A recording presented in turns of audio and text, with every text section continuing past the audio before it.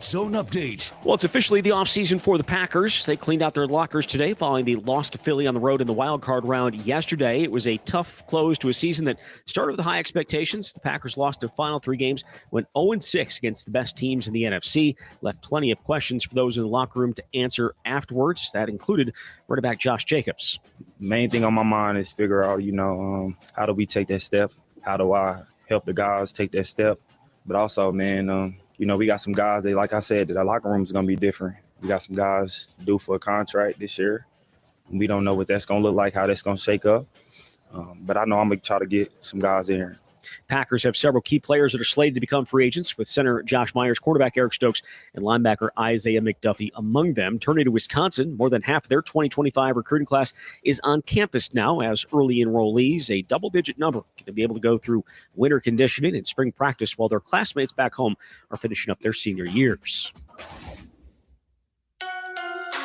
Rural Mutual Insurance, keeping Wisconsin strong. Rural Mutual is the #1 farm insurer in Wisconsin for a good reason. As a company founded by farmers, they understand the ag industry and its challenges. Local agents offer farm families the best advice and personalized coverage. Visit ruralmutual.com to find an agent near you. Rural Mutual Insurance, keeping Wisconsin strong.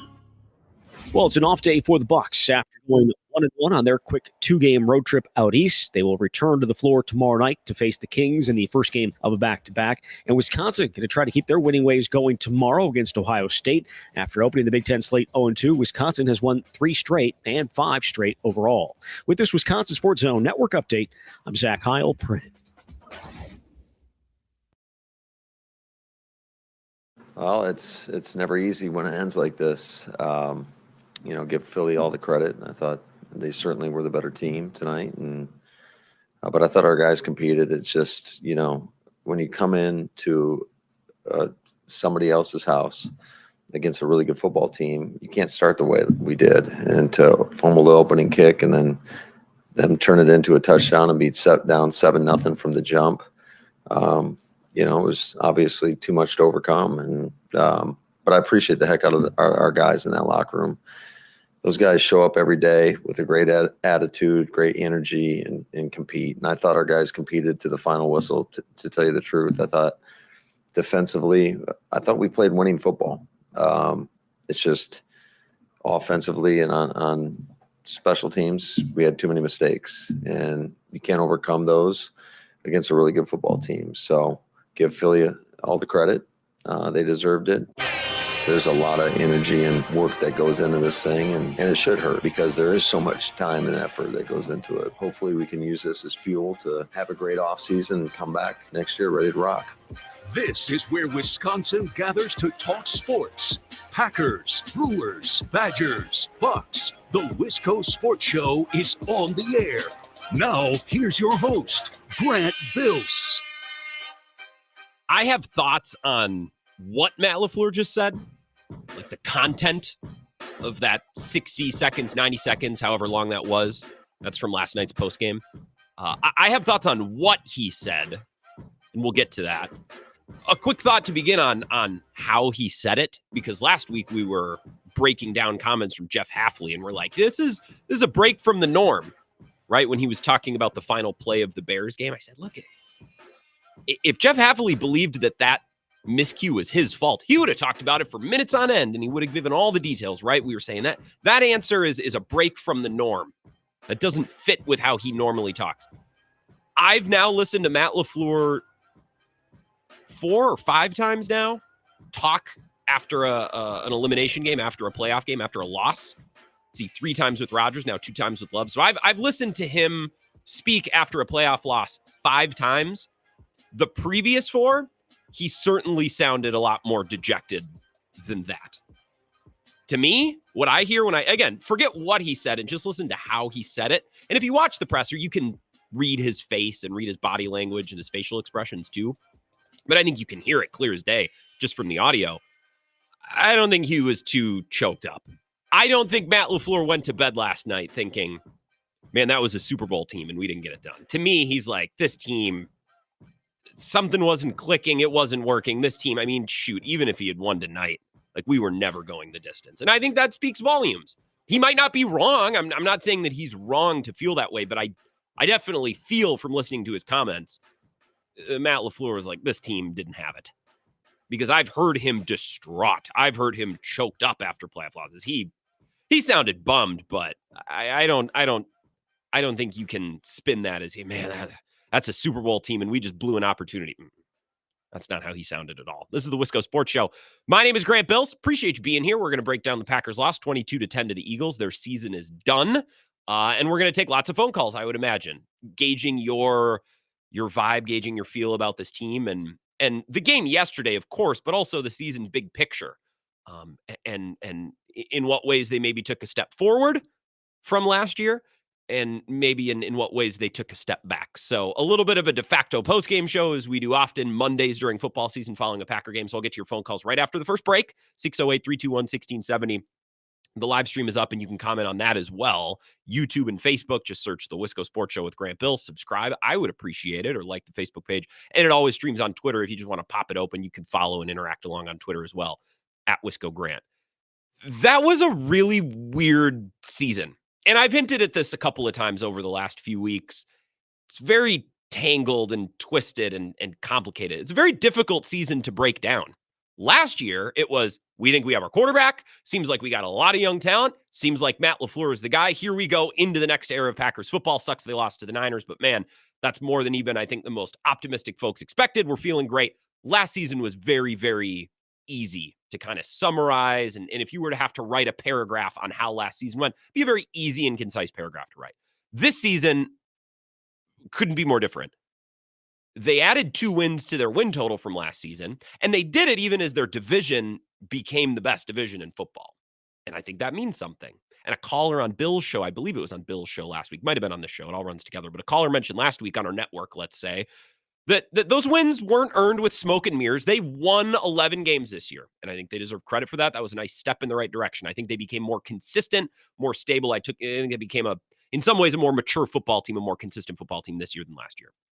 They improved in points per game scored, points per game allowed, yards per play allowed, takeaways, turnover differential, point differential, all of these big picture kind of summaritive, is that a word? Summarizing stats that kind of encompass the season as a whole.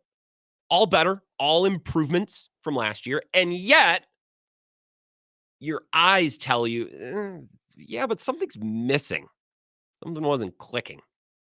Your eyes tell you, and your brain, when you watch this team, especially the last couple of weeks, it's like, there are a few sandwiches short of a full picnic here. Even if the big picture stats, and if you want to get into EPA and DVOA, which I don't want to, but those stats would tell you, again, this team took a step. And yet you watch and you're like, no, I don't think so. And I think a big part of that is youth.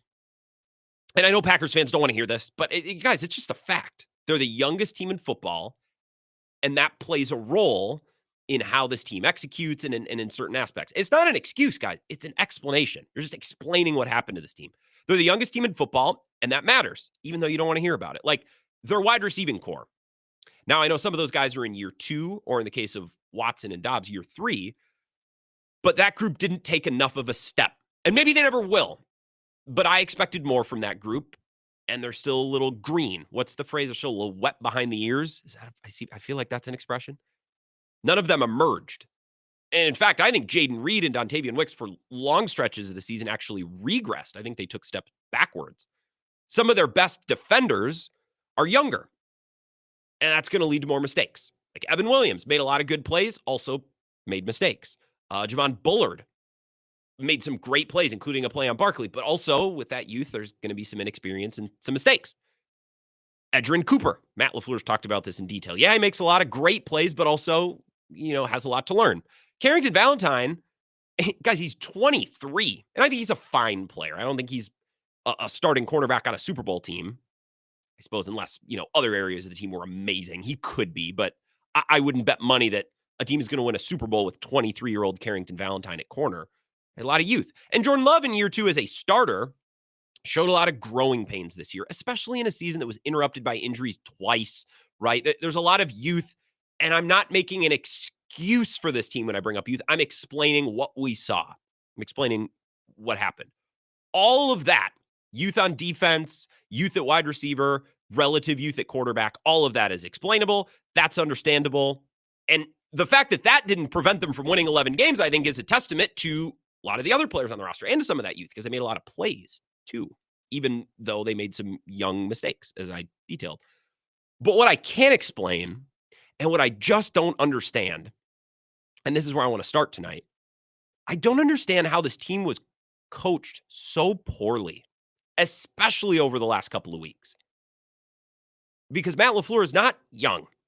Matt LaFleur just finished his 6th season as head coach of the Packers. And to put that into perspective, the only coaches who have a longer tenure at their current team are Kyle Shanahan, Sean McVay, Sean McDermott in Buffalo, Andy Reid, John Harbaugh, and Mike Tomlin. Matt LaFleur has been coach of the Packers longer than every other coach in the league, not named Shanahan, McVay, McDermott, Reid, Tomlin, and Harbaugh. He is a veteran coach, and it's not like he spent his first couple of years dinking around with a crummy team. He made his playoffs the first 3 years. So he has experience in big games. He has experience late in the season. He has experience navigating, well, we've locked up a seed. How do we want to handle? He's as experienced as a 6th-year head coach can possibly be. He's not young. He shouldn't be prone to mistakes. And yet it seemed like he regressed this year. The offense got more basic. If you just watch the last couple of weeks, it's like, man, not a ton of play action. Yeah, there's some motions in the backfield, but it just seemed like a lot of the plays the last couple of weeks, and I'm no film head, and I haven't had a chance to break down the old 22, but it just seemed so simple. Drop back and sling it, Jordan. He got worse with clock management. He got worse with 4th down decision-making. I don't think he killed the team with 4th down decision-making, but I think he left a lot of value out on the field, and there's plenty of smart analysts who would give you the data to support that. Last week, he couldn't have handled the final 40 seconds of that game any worse. I mean that literally. I don't think he could have done a worse job handling the last 40 seconds of the game. I'm trying to conceive. I don't think he could. I mean it literally. I don't think he could have done a worse job last week. In the final 40 seconds, cost him a game against the Bears, which maybe mattered, maybe didn't, but like, it's hard to get out of my head. I watched it. It happened. Whether or not the game had crazy high stakes for seed, it was still a game that you're trying to win, and he just botched it really, really badly. And then yesterday in the 4th quarter, they get the ball back down 2 scores, and it felt like the game was over, but it wasn't. You're still trying to win. You score, and then your defense gets a turnover. You have a chance to win. The game was still very much competitive, even if it didn't feel competitive. They get the ball back down 2 scores. They let 2 minutes and 35 seconds run off the clock in one series. They don't even pick up the first down. They just let almost 3 minutes go by. And for what? There was no urgency. There was no pace. There was no temp. There was nothing. It was dead. It was lifeless. And that's basic common sense stuff. Like when you're down 2 scores in the 4th quarter against a team that can possess the ball like the Eagles, move it. Hustle it up a little bit. Like a rookie head coach should know that. I know that. I'm an idiot. Like why is Matt LaFleur struggling with that? How did he, as a 6th-year head coach who's been to the playoffs 5 times, how did he botch the last minute of the Bears game? That was so simple. I don't understand how Matt LaFleur regressed this year. I don't understand, of all of the areas that this team should have been weak, coaching, especially on the offensive side, that shouldn't have been weak. That shouldn't have regressed. That should have been a strength, and it wasn't. And I don't think it's a fluke that they lost to 3 elite teams twice each. They lost to the Lions twice. They lost to the Vikings twice. And then last night, they lost to the Eagles twice. That speaks volumes to me, because a rematch with an opponent, especially a good opponent, what a great opportunity to coach and to teach and to grow, right? You don't get that chance often in the NFL. It's not like the NBA where you play all of the teams at least twice, teams in your conference and your division more. It's not like baseball where you see them for a 3-game series and then you see them for another series and another series. Like football, for the most part, especially outside of your division, you see those teams once, maybe twice if it gets to the playoffs. The Packers saw the 3 teams above them in the standings twice each. Those are matchups where you have a chance to go over the film of the first game. You have a chance to correct mistakes, add new wrinkles, and add new packages. That's as pure of an opportunity to coach, I would think, as you get in the sport of football. A rematch. They had 3 of them. And I think in the case of the Vikings and the Eagles, they looked worse the second time. The Lions, they played a pretty good game in Detroit. It wasn't perfect. They made some mistakes, but I thought they played better. They could have, should have, easily could have won that game in Detroit. But they looked worse the second time against the Vikings. They looked worse the second time against the Eagles. That doesn't track for me for a head coach who I think is pretty good and very experienced. And, you know, it really sticks with me, and we'll probably talk about this. This is just last night specifically. The fact that your team is more emotionally messy and less buttoned up than a team coached by Nick Sirianni, that concerns me. That's just specific to the Eagles matchup. Let's talk about the emotion a little bit. Let's get into that, actually. That's worth mentioning before we take our first break. This team is an emotional mess in big games. And it's not just their young players. If it was young players, I'd get it. It's their veterans. Nixon is one of your leaders. Or is one of your veterans. That's one of your guys you think, even on a young team, well, you can lean on a guy like Keyshawn Nixon. TJ Slayton, who committed that dumb penalty on Saquon Barkley, throwing him to the ground. Yeah, he's not a 10-year veteran, but he's a fourth-year guy. He's been in the league. He's not some dumb rookie who was at, Florida Atlantic last year. Like, he's been in the league. Stupid, silly, emotional mistakes. And a hat tip to Bukowski. He mentioned this on Locked On Packers. It was really the only content that I consumed after yesterday's game. I'm like, I feel like I got a good read on this. I don't really need to. I listened to a little bit of Bills postgame, and I listened to some of Locked On Packers on my drive in this morning, and Pete made a great point. When your veteran players, when your best players aren't playing their best in big games, that's on coaching. You know what I mean? Like, Matt LaFleur could call a great play if a rookie wide receiver just has a brain fart and runs the wrong route. Okay, well, it's a learning experience for the youngster, and that's one of the perils of having a really young roster. But Zach Tom not playing well, Keyshawn Nixon having as harmful of a game as a corner/kick returner can have. You can't hurt your team as a corner and as a kick returner any worse than Keyshawn Nixon did last night. This team continues to make emotional mistakes, commit penalties after the whistle, not be buttoned up, not be mature. They're not adults. And that's on coaching. Especially when a couple weeks ago, Matt LaFleur says, I take penalties like that. I take those real personally. I'm not going to allow those, because if you continue to make, penalties like that, if you make mistakes like that, you're going to come stand on the sideline. You remember that quote? Remember that? Chestnut? Okay, well, that obviously didn't mean anything. That didn't land with his players. Because last night in the biggest game of their season, again, a veteran, Keyshawn Nixon, fumbling the ball on a kickoff, committing a stupid penalty, throwing a player to the ground out of bounds. Oh, it was a soft call. Okay, but he gave the ref an opportunity to blow the whistle. It was like 2 steps into the white. It wasn't even close. So yeah, was it kind of soft and is it lame? Sure, but Keyshawn Nixon, that's his fault. Just like the fumble was his fault. Oh, it was helmet to helmet. Well, Keyshawn Nixon, and I saved the image here, so if you're watching on the live stream, in what world is this how you return a kick? You run straight at a linebacker who has 40 pounds on you, and then you crouch over, completely exposing the top of your head. Ooh, you hit me in the head. Well, then get your head out of the way, man. This is a gladiator sport. Protect yourself. Like, I don't care that he didn't get a flag there. I kind of think he recovered it, but also I don't need to bail Nixon out. He made his bed 3 different ways on that play. He deserves to be the GOAT in that situation, just like he deserved to be flagged for throwing down a player out of bounds when he was clearly 2 steps over the sideline in front of the Eagles bench. So to conclude, and then we'll take a break, we'll get to your calls. Like Jordan Love and the wide receivers and some young players on defense, ups and downs this year. And I'm certainly, not psyched about the way Jordan Love played in year number 2, but I'm not shocked, especially with injuries, especially with the way the wide receivers didn't pop. My biggest concern about this team going into the offseason is that, especially down the stretch, they look poorly coached. And that's not something that should have been on the board, because Matt LaFleur is in year 6 and he's been in the playoffs 5 times. That's my concern. I think the roster is in a good spot and they have room to get better. I think Jordan Love had a really bad sophomore year, but was afflicted by injuries. But Matt LaFleur, that should have been a cornerstone of this team. Your offensive scheme and your experience coaching. And it was anything but the last couple of weeks. That concerns me. I think some of the youth and some of the roster, I think that's all fixable. I think they're actually still in a good spot and they're growing in that realm. But Matt LaFleur, man, really, really disappointing and concerning, because I don't think they were a well-coached team in 2024 at all. To your phone calls when we get back, 608-321-1670, the Wisco Sports Show. We're back in 3 minutes. This is the Wisco Sports Show with Grant Bills on the Wisconsin Sports Zone Radio Network.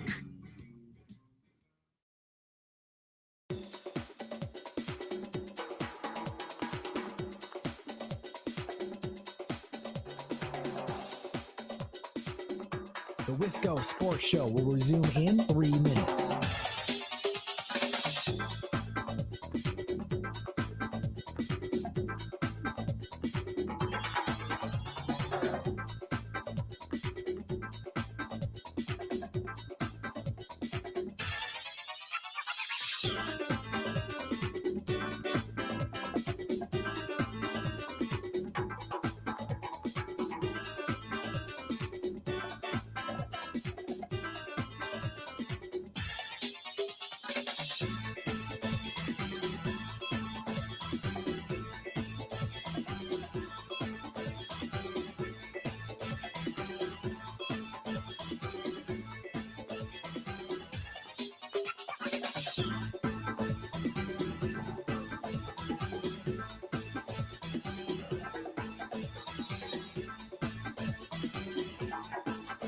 The Wisco Sports Show will resume in 2 minutes.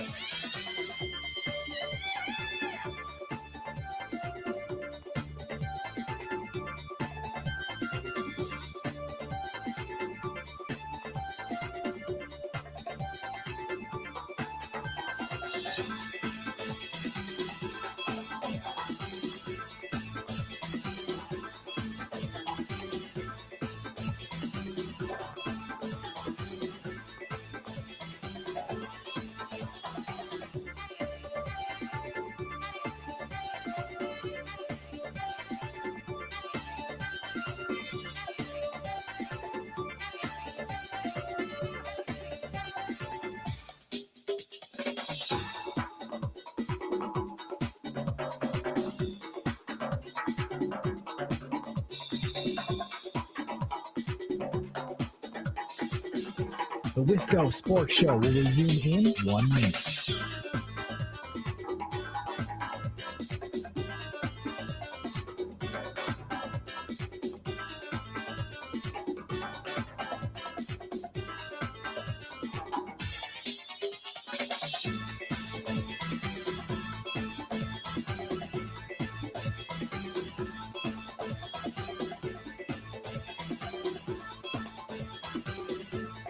The Wisco Sports Show will resume in 30 seconds.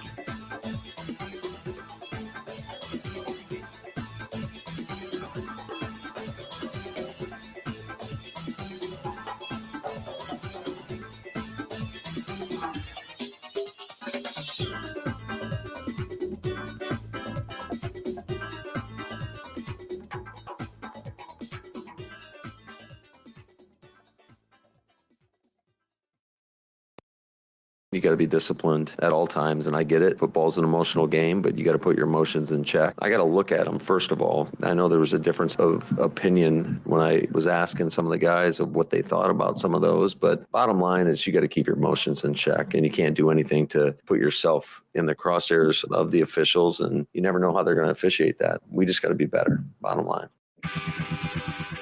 That'll tell him, Matt. Yeah, you tell him. I'm trying to go back and find that comment from earlier in the season when Matt LaFleur said of those personal foul penalties.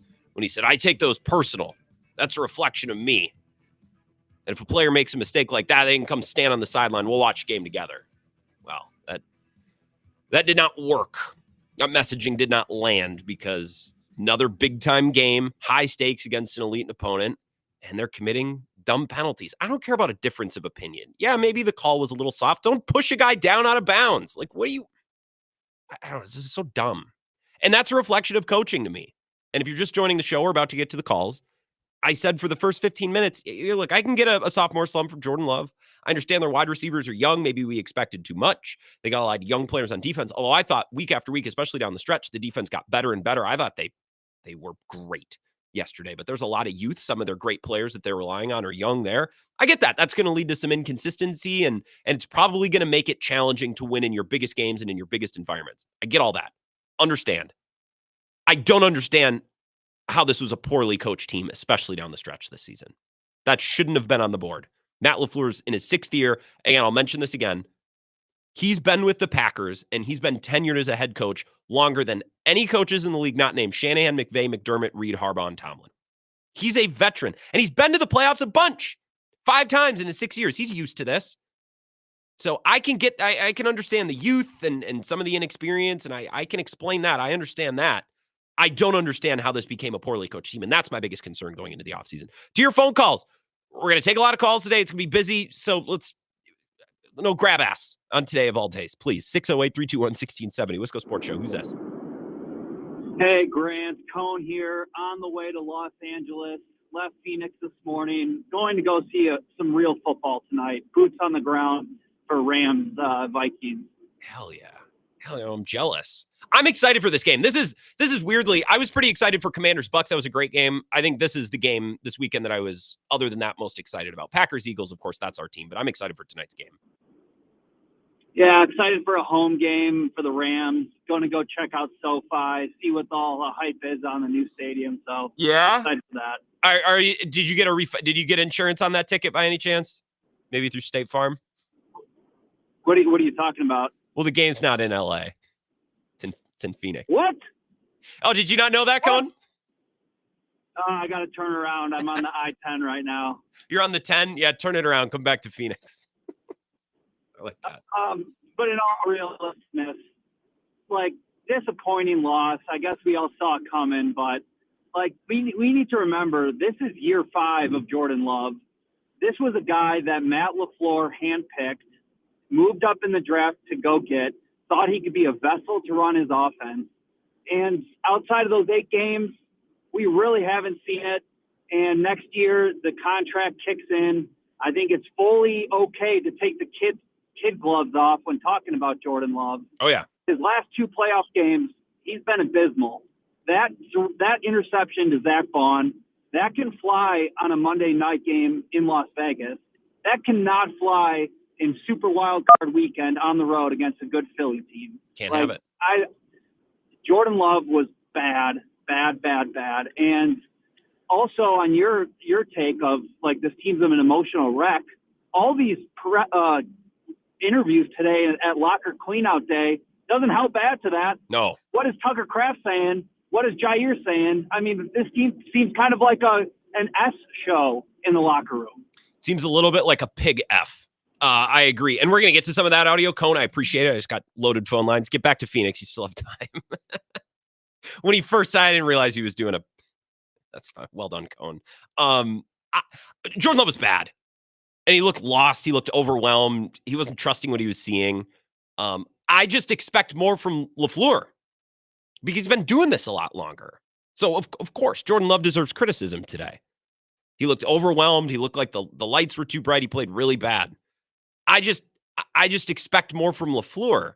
And it seemed like LaFleur's plan was, all right, get in the shotgun. We'll go empty and just let it cook against that defense, too. That's a really good defense. Like that pick by Darius Slay. Wasn't a perfect throw, needed to be perfect. It wasn't a horrible throw or a bad throw. Just a great play by Darius Slay when he had a slight opportunity to go make a play. The Bond pick was horrible. I don't care about the Bo Melton one at the end of the game was over. But that Bond one going in halftime, because if you score there, you're actually in a great spot. It could be 10-3. It could be 10-7. You just can't have the Bond pick. I am prioritizing who I am most critical of today, and Matt LaFleur is at the top of the list. Jordan Love's right behind him. I just expect way more from Matt LaFleur than we got yesterday and then we got down the stretch. That's my point. Jordan Love escapes no blame here. 608-321-1670, Wisco Sports Show. Who's this? Hello? Hello? Yes. Muskox Joe. Muskox Joe. Hell yeah, Joe. What do you make of all this? Actually, I'm going to bring up something that I haven't heard from anybody is Sweet. The offensive line. It just seems like we've got 7 men up on the line. They're rushing 5, and we can't contain them or stop them from getting to the quarterback. Zach Tom had a bad game at the worst time. Right. But I mean, this has been kind of ongoing for a while, and it's like we're shorting ourselves. I look at Detroit, and they've got that Laporta or whatever his name is, the tight end, and he killed us in that one game. And we've got a guy like Tucker Kraft, and he gets thrown to maybe 3-4 times in a game. I don't get That's it. And that, to me, that's a LaFleur thing as well. Like, dude, okay, if Jordan Love's not seeing the field well, you got to get in his ear and say, all right, Jaden Reed, who didn't get hurt until much later in the game than Romeo Dobbs, like, stop trying to throw balls to Malik Heath and Bo Melton. Like, you got Jaden Reed and Tucker Kraft out there. Get him the ball. Well, and they've got Musgrave that just came back, and he was just like a ghost. I don't even know if he even played. I just don't think he's any good. I'm Muskox Joe. I appreciate it. I might just be out on Luke Musgrave until we get proof that he's any good or can play. Kraft, I agree with the O-line. Just to go back to your point, let's just do O-line, and we'll circle back. Maybe we can do tight ends, and we can do some more LaFleur stuff later. But to the O-line, Zach Tom has his worst game at the worst time. And, of course, it wouldn't be a Packer playoff game if one of the O-linemen doesn't get injured and the coaching staff replaces him with the obvious wrong choice. Because, of course, they go to Glover. They haven't played all year. He sucks. And then they put in Telfort, who's immediately better. It's like, okay, so this feels like a Packer playoff game. O-lineman gets hurt. You select the wrong person to replace him. Walker was okay. Sean Ryan had a couple penalties late, but by and large, I think him and Myers were okay. Zach Tom just had a couple whiffs at the worst time. And what's frustrating is you don't have a bunch of you don't have a lot of Luke Musgraves at tight end. You got Fitzpatrick, you got Sims, you got Kraft. All of those guys can block, and they don't trust him to throw blocks in play action. I just don't get it. But Muskox Show, you're absolutely right. Like, there were a couple sets where Philly brought 3 or 4 just straight up, and the Packers just whiffed. And Zach Tom having his worst game of the season, obviously, at the worst time. To me, that's a reflection of coaching. Again, if your veteran players aren't performing their best at the most important time, that's a coaching thing to me. Young guys can make mistakes. That happens. Veterans, that's what I don't understand. 608-321-1670. Wisco Sports Show. Who's this? Hey, Josh in Menominee. Hey, Josh. What's going on? Hey, I had to call in after that start. Yeah, I feel like the start of the show or the start of the game last night. Start of the game. Cool. Okay. No, I feel like the Packers were like, here, hold our beer. This is how we're going to start this game. I just and Matt LaFleur made a comment about the beginning of the game and that play that it really crawls up my butt. So we're going to talk about that in a bit. But for the things we talked about, Josh, this team is so obsessed with starting strong, and when they don't know what to do. Well, there's example number 20 or whatever from this season. Yeah, just to fumble, Eagles score immediately, and then we go 3 and out. We're like, oh, okay. Just shaking my head. Yeah, and it was funny, too. I don't know, on the radio side, I don't know if it was Larry or Wayne was interviewing Matt and asked him about, all right, coach, so, all about a fast start. He goes, well, the game is 4 quarters and yada, yada. I'm like, man, is he listening to something? I don't know. This just doing real quick. This team gets in a deficit, or they get behind early and they just fold. And I think of, Packers teams past. Think of 2008 when Ryan Grant fumbled. And then they go on to blast Seattle. It didn't matter. Or in Atlanta in 2011, one of the best Packers playoff games, one of the best NFL games the team has ever played. And it started poorly because Greg Jennings fumbled and they gave up a kick return, and it didn't matter. These games are so long. There were 20 combined possessions after that opening kickoff that Nixon fumbled.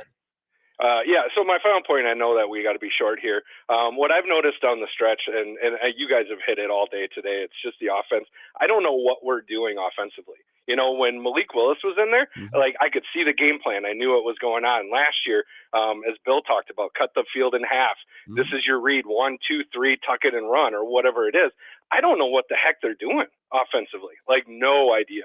Well, and that's why, so Jordan Love was poor yesterday, but that's why I'm extending a little bit, not even grace, but this is why I'm being more critical of LaFleur than Jordan Love today.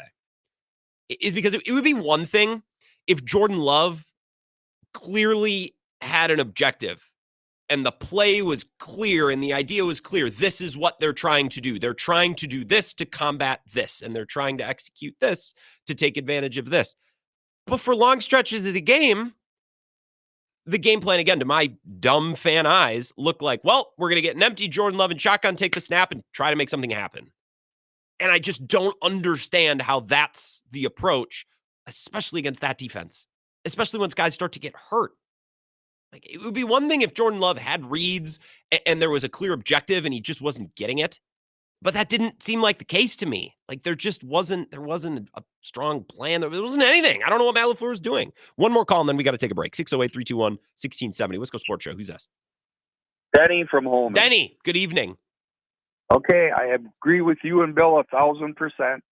Some of the stupid things LaFleur did this year getting in a fight with that Detroit fan, Mm-hmm. basically blowing timeouts, getting a 15-yard penalty because he was throwing a tantrum on the side. Yeah. I mean, I feel our receivers regressed this year except for Kraft. Yep. I feel Love has been just what we thought he was from the time when Bill said it. Bill was leery. You were leery of him. I was leery of him. I've been going to Packer games for over 50 years. Hell yeah. There's no home advantage anymore. No home advantage. Well, You and know? that's what LaFleur said after the game. He's like, well, that's why it's so important to get one of these at home. I'm like, yeah, but you guys won on the road last year. Like, I just that didn't land. That was an absolute non-factor, that comment for me. And if I see them do that stupid end around one more time, I mean, did they even do it? I don't even think they did it last night. What are you talking about? Oh, they do it almost every game. You know that 2 or 3 times. Yeah. They try that, you know, and the short side of the field.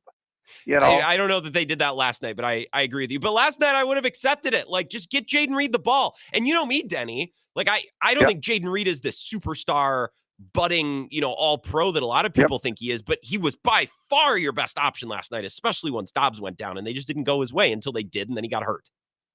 And one thing I want you to think about, please, okay? Murphy's last year is this year. He's done in July, okay? I'm an owner. The new man's right. The new man's coming in, right? Mm-hmm. Usually, the new guy gets a new coach, a new GM.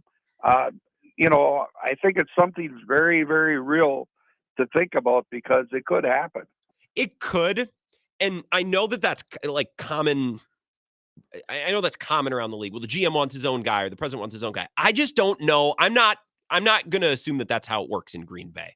I don't think that's how it works. And maybe Ed Policy blows everyone out of the building first chance he gets. I don't think that's how this works. I know that's common around football, and I know that's a conventional, line of thinking. That's conventionalism. I don't think they have been grooming Ed Policy for years to be the next Mark Murphy. Just like that's the way they do GMs, is the way they do presidents. So I don't know that I'd worry about that too much. Although I don't know that LaFleur bathed himself in glory this year at all. I thought they were a poorly coached team this year, which is my biggest concern going into the offseason. If you're on hold, I promise I'll get to you on the other side. I just got to take a break. Wisco Sports Show. We're back after this. This is the Wisco Sports Show with Grant Bills on the Wisconsin Sports Zone Radio Network.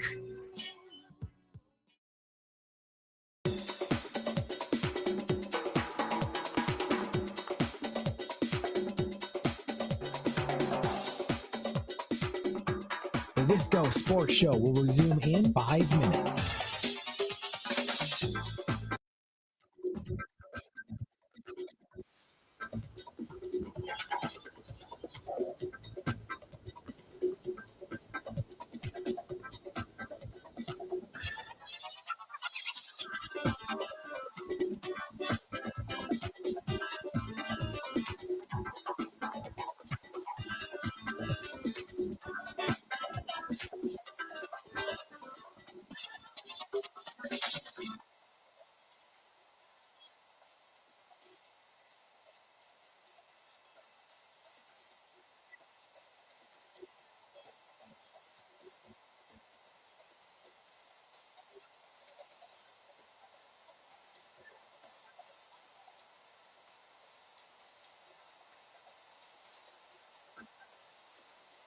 Wisco Sports Show will resume.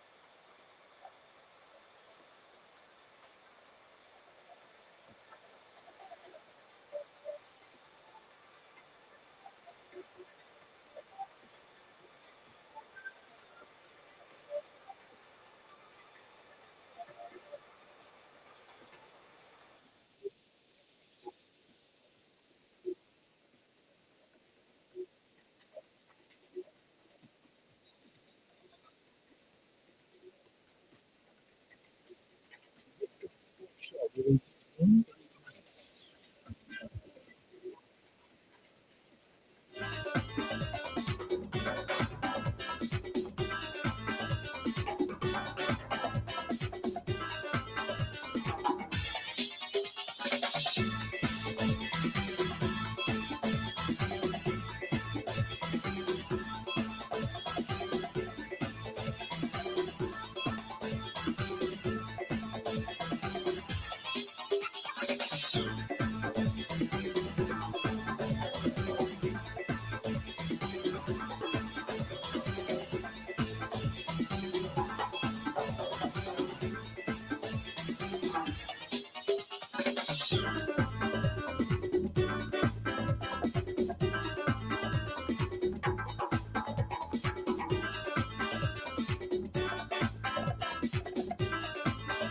The Wisco Sports Show will resume in 2 minutes.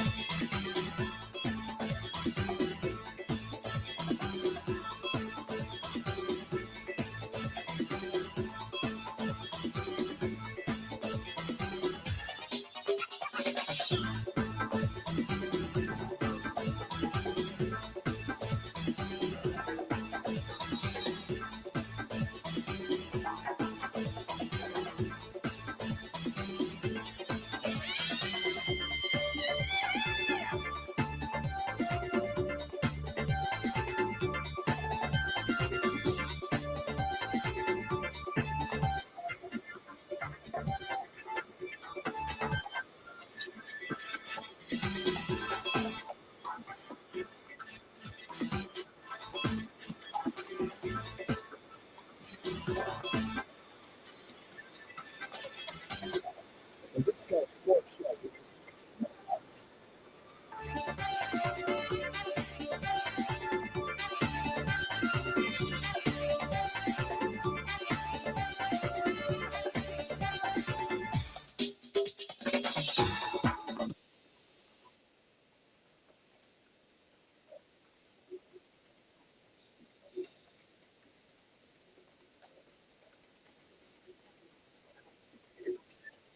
The Wisco Sports Show will resume in 30 seconds.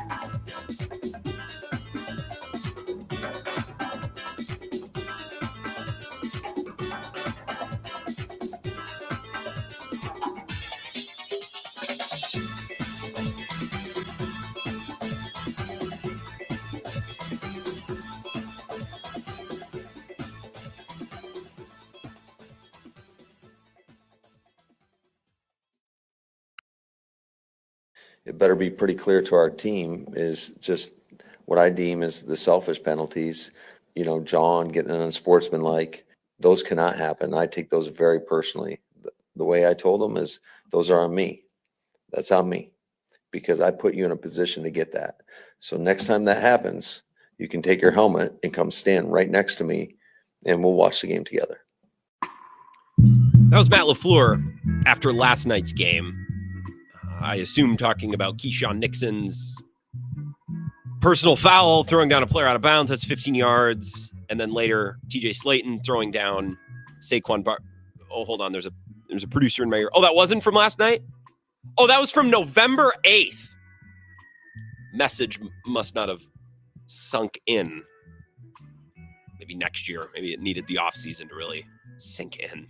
I was like, Matt LaFleur made some really strong comment earlier this season. I had to Google it. I went into my Outlook. It's like, all right, Mike Clemens emails November 6th through the 9th. To scroll down. Matt LaFleur in a long answer talking about, well, there's lots of different types of penalties because that question was asked in regards to a game against the Lions where they had 10 penalties for 67 yards. And some were pre-snap penalties, which is bad. Some of them, penalties are just going to happen. Some of them, Matt LaFleur said, well, these types of penalties have with poor fundamentals. When we're blocking outside of our framework, you're going to get holding penalties, that types of thing. And then the end of the answer was, and then there's the personal foul penalties. I take those very personally because I put you in a situation to get those. And if those happen, you can take your helmet, you can come on the sideline and watch the game with me, unless you're Keyshawn Nixon or, any other of these players that continue to get these penalties. It's a childish locker room. And I think that stems from poor coaching. I think this was a poorly coached team this year. Youth, a sophomore slump from Jordan Love. It's not totally shocking. They still won 11 games. I think in some respects, they made some nice progress this year. But I thought their coaching regressed. And you see that in lots of different ways. Their offense looked more rudimentary the last couple of weeks. Poor clock management, poor timeout, poor fourth down decision-making. And also you got all these players like Nixon who mouthed off in the locker room today and Jair Alexander who mouthed off by not mouthing off. We'll talk more about those comments from today at 5 o'clock and some audio from Tucker Kraft that I want to play you as well. I think it was a poorly coached team this year, and we're feeling that in all sorts of ways. 608-321-1670. Back to your phone calls. It's a caller every day. It's a green and gold Monday. Not a victory Monday, but a green and gold Monday. Wisco Sports Show. Who says? This is Warren in Weyerhaeuser. Warren, what's good? That's never not going to make me laugh. What's up, Warren? Well, you say the Packers got 11 wins, and that's true, but I think Jordan Love got 8 and Malik Willis got 3. Yep. And I guess what I'm perplexed by is I in no world is Willis better than Jordan Love. He's not more talented. He's not anything more than Jordan Love. But Matt LaFleur seemed more well-equipped to coach a guy who arrived at the end of August than a guy who's a first-round pick that had been in the building for 5 years. He was better able to maximize his strengths, minimize his weaknesses, tailor a game plan around that. And I was kind of thinking yesterday, Jordan Love's been the starter here for 2 seasons, not a full 34 games, but for 2 seasons. I'm not really sure what it's supposed to look like with Jordan Love. Is he the Josh Allen playing linebacker and quarterback? Yeah, he's not Lamar Jackson athletic-wise. Is he kind of the magician Patrick Mahomes type? I don't really know what Jordan Love is supposed to look like. Do you? Are you saying that Matt LaFleur should know, or that Matt LaFleur might be behind the 8 ball because he's not really sure what he's supposed to do with this guy? I don't think he really knows what he has, and that's kind of disconcerting because they paid him a lot of money, and he's, like I said, been in the building 5 years. They say he's got good arm talent. He's not in any way a bad quarterback, but I don't really know. Every great quarterback kind of has their thing. Peyton Manning was a student of the game. Sure. Tom Brady, ultimate competitor. Some guys are kind of, like I was kind of referencing with Mahomes and Jackson and Allen. I don't know that, and then it crossed my mind that, I think Matt LaFleur is a pretty good offensive schemer, but can he develop quarterbacks? I mean, Aaron Rodgers was already baked in what he was when he arrived. Sure. He was in Tennessee and the Rams before that, and the Rams, that was kind of Jared Goff early in his career. That really didn't go very well from a quarterback development standpoint. I guess when it's all adding up to maybe a lack of quarterback development, maybe a lack of discipline, maybe some poor in-game management, and it's hard to say that the shine isn't off of Matt LaFleur. Yeah, I think all of those things are true this year. And I don't look. The problem is Warren and Warehouse. That's just incredible work. That is I don't know who that guy is, but he knows my sense of humor. That's such a banger. Warren and Warehouser. I couldn't even focus on the rest of his call. I think it's all. I think they regressed from a head coaching perspective in so many ways this last year. If the clock management's not there, okay, fine, I can get past that. If the discipline is a little weak, that's fine, I can get past that. But then the offense has to be nails. Then the scheme has to be awesome, and guys have to be running open for Jordan Love to hit all the time. And that wasn't the case, right? So you might be onto something there, Warren. That, well, he's not really Mahomes. He's not really, like, what is he? That's true. That's a head coach's job to kind of find that out and to bake that in to what they're doing every week. And I'm not removing blame from Love. He just needs to play better football.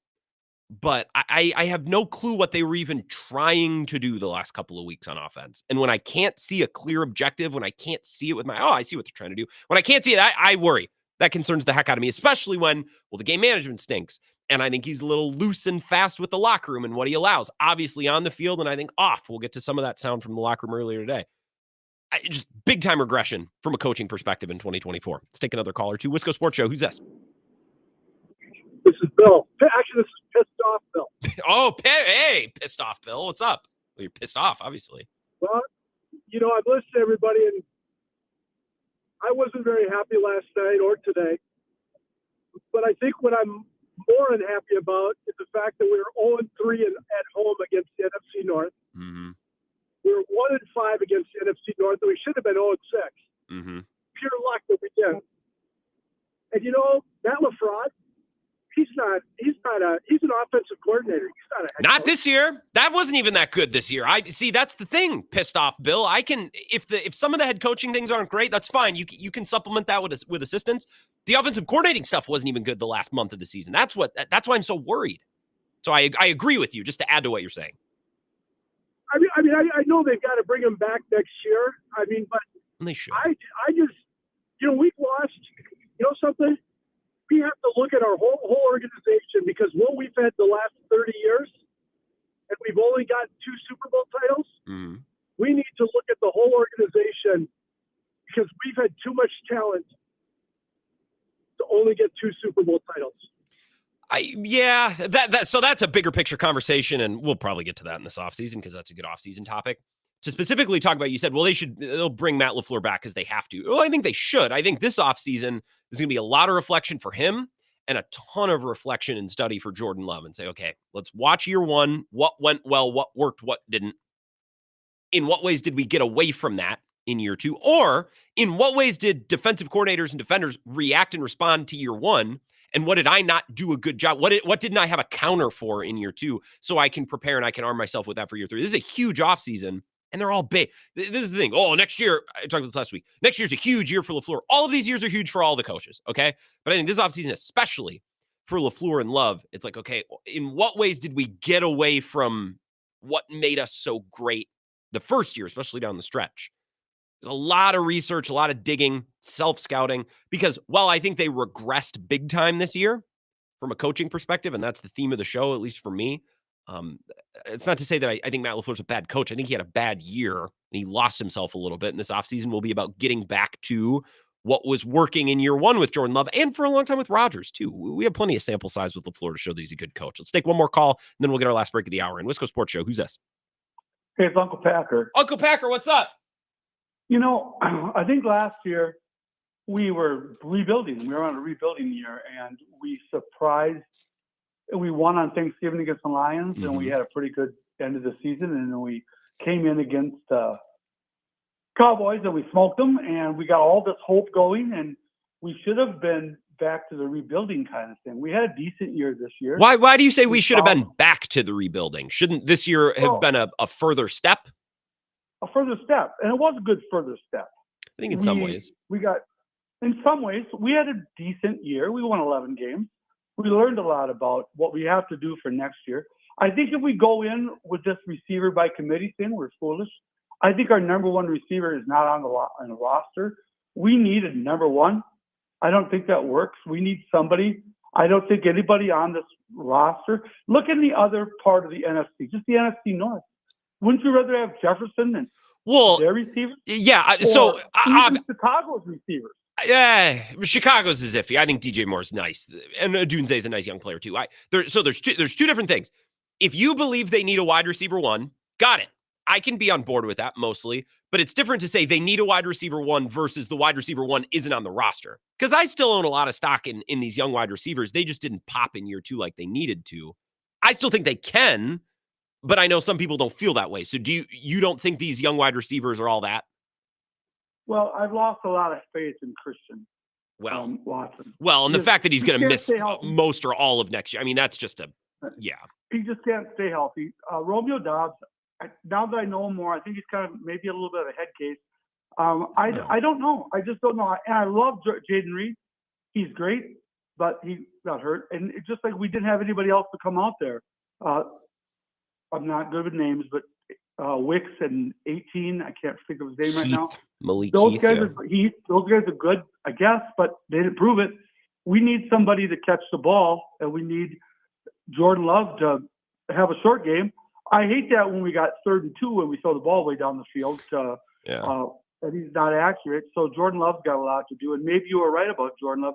We paid him a lot of money with a little proof. I hope he's our quarterback in the future. I don't know now. I don't know. I don't know if that means that I'm right. I got to run, Uncle Packer. Look, people who said, "Well, you probably got to pay Jordan Love, but it's a small sample." That was just a fact, right? I don't know that people were right or wrong on Love. The Packers, by sitting a quarterback for the first 3 years of his contract, they backed themselves into a corner a little bit. It was just that was a structural thing. That's not commentary on the quality of the player. Got to take a break. 3 minutes. We'll continue and wrap up hour number 1 next. This is the Wisco Sports Show with Grant Bills on the Wisconsin Sports Zone Radio Network.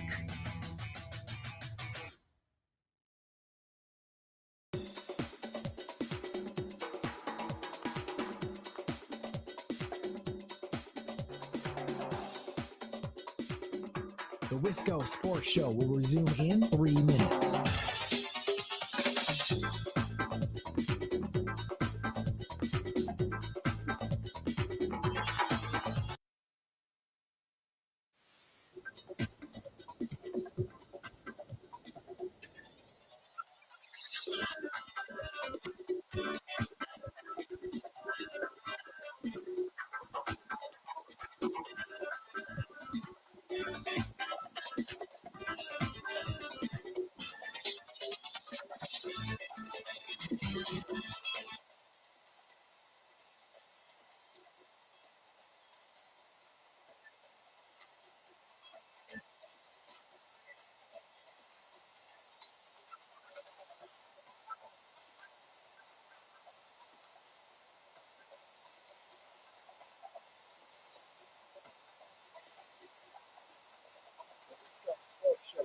The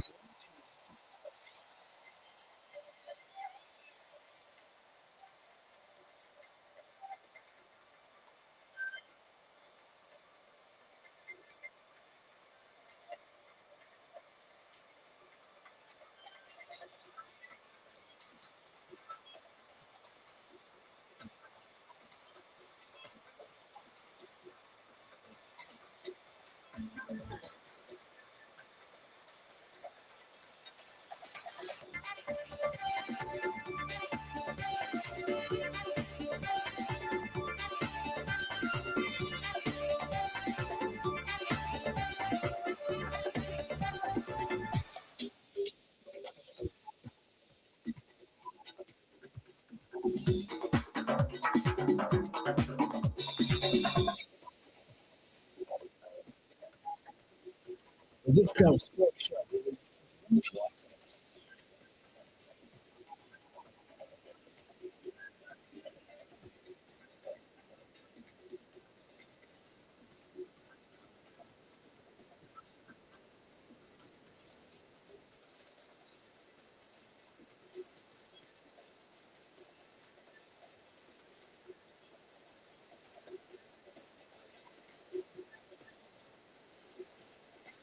Wisco Sports Show.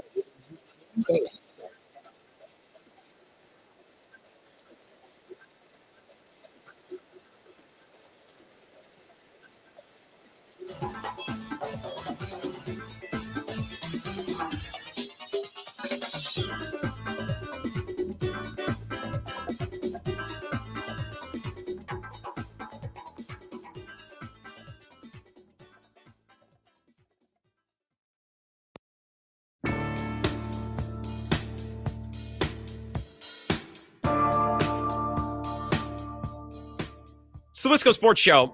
We got about a minute or two. We'll break for Zach's update. When we come back on the other side, we'll continue to take your calls. Of course, it's Monday after a Packer game.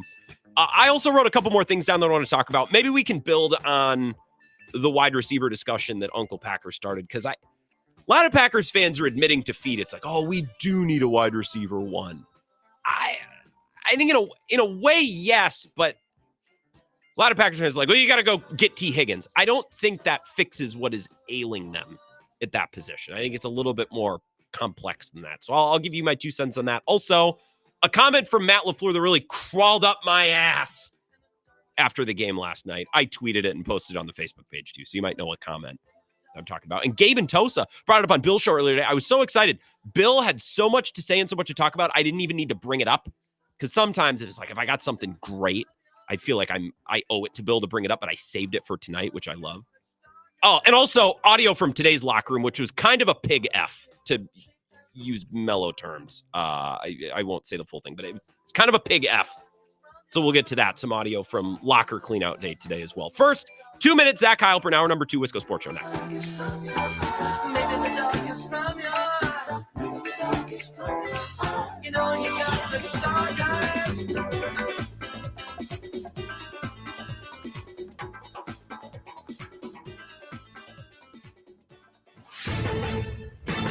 This is a Wisconsin Sports Zone update. Well, Jordan Love is off the final injury report. Going to start Sunday against Philadelphia as expected. Love had an elbow injury that limited him earlier in the week, but he was a full participant the last 2 days.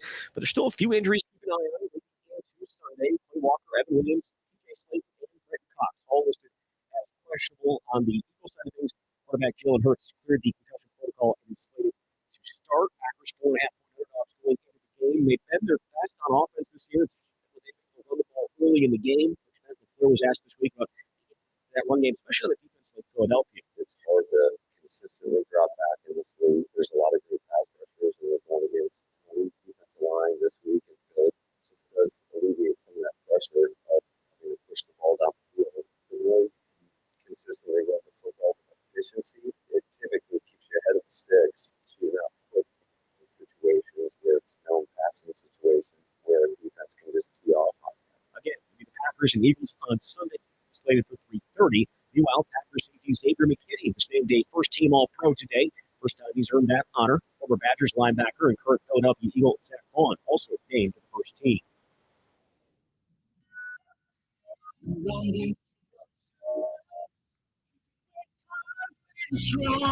Farmers deal with a lot, including long days, stress, and fatigue. This is your reminder to take breaks, stretch, have a snack, and hydrate your body. Avoid farm accidents by keeping yourself healthy. Visit ruralmutual.com to learn how Rural Mutual supports Wisconsin farmers and prioritize safety on the farm.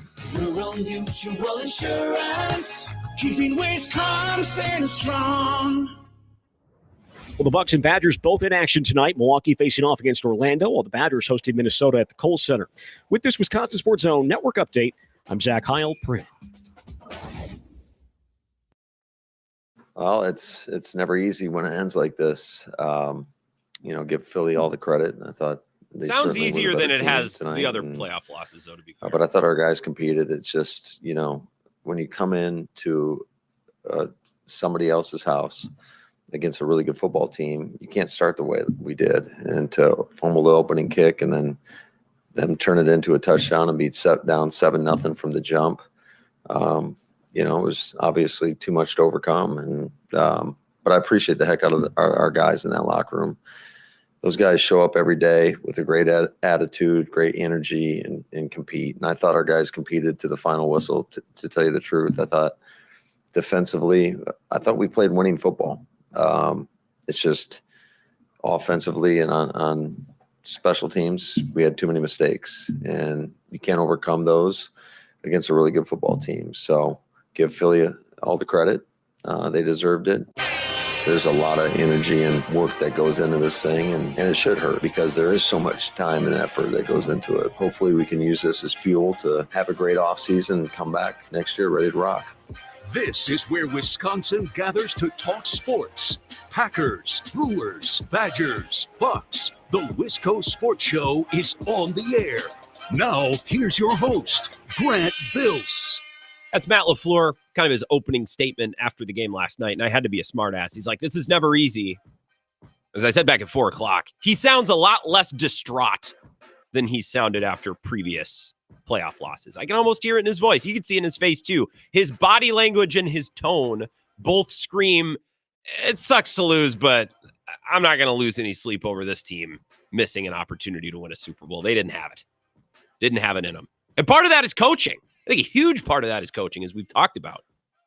If we're talking about, did the Packers take a step this year? Did they get better? Did they regress? I think first and foremost, they regressed big time at head coach. I think his offense, especially down the stretch, became more rudimentary. He got worse at managing the clock. Saw it in Chicago last week. Saw it yesterday. They get the ball down 2 scores in the fourth quarter. They run almost 3 minutes off the clock only to turn it over on downs after 4 plays. Like, what?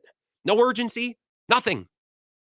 Not to mention a complete abandoning of the play action, which, not to get all technical, line it up under center, line it up in shotgun. I don't care how you line it up, but some variety, some life.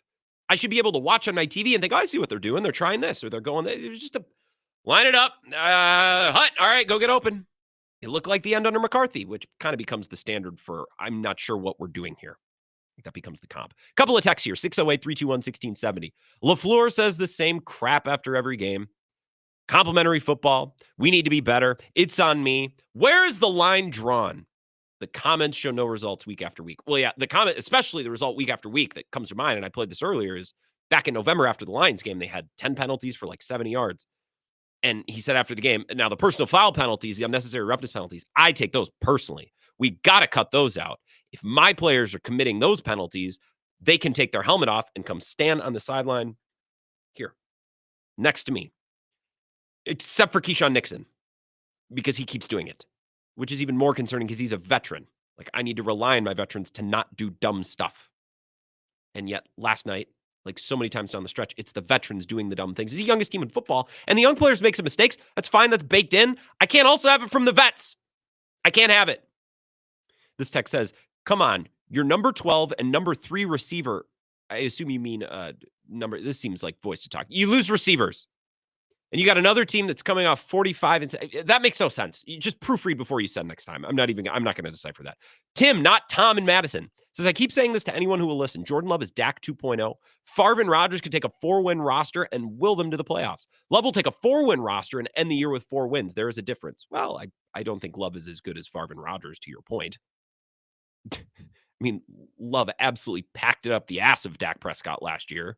head to head. It's only one matchup. I'm not telling you that Jordan Love is this next Hall of Famer. He certainly wasn't good yesterday, and he wasn't good down the stretch. But I think Dak's better than most would say. But Dak's paid a lot of money, which has now become the case with Love too. Steck says, I agree as well about wide receiver 1. It's a system or scheme issue.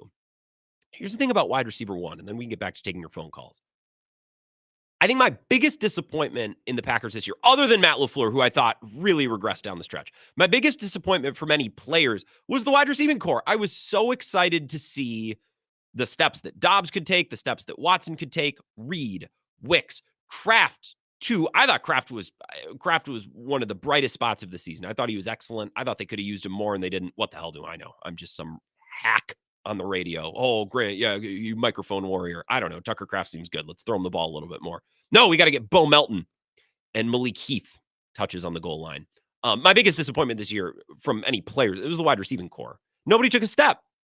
And Packers fans, we were fighting other fan bases before the season. Well, 4 wide receivers better than 1. And then Bears fans, remember this argument? Bears fans were like, the Packers don't have a single wide receiver that would start on the Bears. And we would go back and forth arguing with a Viking. Yeah, you have Justin Jefferson, but we got 5 guys that we really like. Or the Bears, you might have traded for Keenan Allen, but we got young guys. They're all on the come up, right? We were arguing about this before the season. And now I hear all Packers fans over the last 24 hours, they're backpedaling on this. Oh, we got to go get a number 1. We got to go get T. Higgins. They need better wide receiver play. I don't think it's as simple as, well, you need one superstar and everything gets better. Although, look, if you get Jamar Chase, he's awesome. That would help. Don't get me wrong. Their issue this year wasn't, to me, a lack of a clear-cut number 1. It was the inability of all of those guys to step up and have a huge game when they have an opportunity to have a huge game. Like Jaden Naylor, great example. Vikings game a couple weeks ago, that Sunday night game or Sunday afternoon game, 3:30 game. Justin Jefferson was bracketed a lot, and Jordan Addison, they did a pretty good job on those two. And Jaden Naylor had opportunities, and he ate. Bunch of catches, bunch of yards. The Packers' issue this year wasn't, well, they don't know who's the number 1. The issue was when Jaden Reed had opportunities to make big plays, he didn't make them. Or when Dontavian Wicks got open, especially in the red zone, had opportunities to make big plays, he didn't get open. Or he would get open, he wouldn't catch it, right? He gets open. He does an excellent job getting open, not so much in catching the ball. So if you don't think that the wide receivers the Packers have, which now you can kind of take Watson out of the mix, he's going to miss all, if not most, of next year. If you don't believe that their current wide receivers are on a trajectory to be good enough by themselves, okay, well, then that's a need they need to address. I think they need to draft a wide receiver anyways, because you need someone fast to help get down the field and to help vertically stretch defenses in the absence of Watson. That's a need regardless. I think in year 3, Reed and Wicks, I still believe in those guys a lot. It just didn't happen this year. And I don't think that's because, well, who's number 1? I don't think it was a hierarchy issue. I think it was a quality of play issue. Right? Now, if you don't think those guys are good enough, all right. Well, then that's a separate thing. I'm still a believer, and maybe I'm a sucker, but I'm still a believer in those guys. They need to supplement wide receiver, but I think it's a lot more complicated than just go throw a bag at T. Higgins, who, by the way, has played the same number of games as Christian Watson the last couple of years. Like, I don't know that T. Higgins is everything that everyone's making him out to be. I think he's great. But if you're going to pay him a pile of money, he hasn't been super available. He's kind of a contested catch guy. I don't even know. I think Packers fans are throwing a name at a problem to make themselves feel better. I think it's more complicated than that. 608-321-1670. Wisco Sports Show. Who's this? Hey, Grant. It's Darnell. Hey, Darnell. What's going on? Love the video from the weight room yesterday on Twitter. Appreciate that. Yeah, it's nice to be back doing things that I enjoy again after, the trauma of having to watch my wife give birth, right? I thought you were going to say the trauma of watching the Packers, but yeah, that too. Yep. That too. No, so there's, over the last 24 hours, and people have pretty much hashed out everything you could possibly talk about from the Packers perspective, right? Mm-hmm. I think there's 2 things that I guess I care about most. Right. Number 1 being people are really frustrated with Jordan Love and obviously his play, and it wasn't like he lit the world on fire down the stretch this year or really at any point this year. But acting like the revisionist history where, well, we shouldn't have given him that money, right? What is the other option that these people want, right? Like, do you want to have to draft a new quarterback every 4 years and then start over after they become expensive, because that's what happens to good quarterbacks is they get paid? I guess I just don't understand where you want to go if you don't want to pay a quarterback, which is the most important position on the football field, right? And then number two, I guess most Packer fans don't remember Davante Adams' second year. It was horrific. Yeah. Like, I liked him because I liked all the young Packers, and I always liked the young Packers. I'm like, oh, this guy's going to be so good. Yeah. So many older Packer fans were like, this Davante Adams guy is a hack. Get him off the field. Cut He's him. Mr. Drop. He's got no hands. And then he turns out to be a Hall of Famer. Let's just give it some time, people. It's ridiculous. Some of these guys are 23 years old. Yeah, they're children. I'm not. I'm 6 years older than these guys. Like, that's insane. And a father now. Congrats again on that. And a father. I appreciate that. But just like, let's just chill about a couple of things here. Like, the sky's not always falling, right? Yeah. And we have to remember that even when you have really tough losses like that, and God, just things that you feel like could have been really different. Like, maybe if a couple of calls go your way and Matt LaFleur doesn't, forget that he's got a ball sack, and a couple of different things go differently, and I think that we're having a completely different conversation. But yeah, that game was terrible yesterday, but there's still lots of bright spots to look at moving forward. Primarily the defense played really well yesterday. Yeah. I think that really has been missed. They played really, really well. And they were put in some really bad situations. Yeah, and I thought Hafley, bad situations in game yesterday, field position, down and distance, or score in situation, that type of thing. Appreciate it, Darnell. But also, over the course of the year, you lose your number one corner, and you're trying to figure that out. And Evan Williams and Bullard missed time. I thought week by week that defense got better. And you know what? Shout out to Rashawn Gary, who I thought really brought it yesterday. I thought he played excellent. So I think that defense deserves a ton of credit for progressing. I thought Hafley got better as the season went along. The call at the end of the Bears game was miserable. Based on all the evidence we talked about this last week, I don't think that was his fault. I think that was either a player that botched it or Matt LaFleur, which goes back to the regression of head coach. Look, Darnell, a little positivity there. I don't agree that, if a couple things went differently, we'd feel differently. I felt that way a month ago. But you lost to the Vikings twice, the Lions twice, and then you lose to the Eagles again. And in the case of the Eagles and the Vikings, you look worse the second time around. Like, at this moment, now I have a hard time saying, if just one or two things. No, we have a mountain of evidence against elite teams that this team just wasn't up to snuff this year. I still think there's a lot to be excited about. Yeah, they're trending in the right direction. I think they're going to have some money this offseason. We'll see what they do with it. And they got a lot of young players. The biggest of big pictures, I think the Packers are in a great spot. But Love was horrible yesterday and looked bad down the stretch. And I'm really worried about Matt LaFleur. Like, I'm worried about the regression of his offense, the regression of his clock management, the regression of his fourth down decision-making. I question if he's got his arms around his locker room based on some hammer-headed penalties that happened over and over and over again that never changed, that never fixed itself. I'm worried that his team seemingly didn't really show up ready to go against the Lions, the Vikings twice, the Eagles, right? Like, no improvement there, right? We can be biggest of big pictures, still pretty optimistic about the direction of the team, while also wondering, like, okay, but what about this and that? Like, your quarterback and your head coach, those are two pretty big pillars, and I'm concerned about them both at this moment in time. We'll take two calls and we'll take a break. 608-321-1670. We'll get to some audio from the locker room today. Wisco Sports Show. Who's this? This is John. Hey, John. Madison. John and Madison. John, hey. What's going on? Yeah, just I'll make it real brief. Like, I guess all year, I could never understand, was it this collection of receivers or was it Love? Because maybe I never went to a game live, but or maybe we're spoiled. But when Rodgers Rodgers or Favre, when they get kind of flushed out of the pocket and had a couple seconds, it always felt like magic happened or a completion happened or we moved the chains. And I felt like all year when Love kind of rolled or got flushed out of the pocket, there was just never anything. And like I'm just curious on your thoughts. Like, I can't see the whole field on TV. So like, is this a receiver thing because they're so young, or does Love just not have that? And I just felt like that was missing all year. Like, like when Rodgers would roll out in his prime, it'd be like, oh, this is happening. Yep. Something's happening.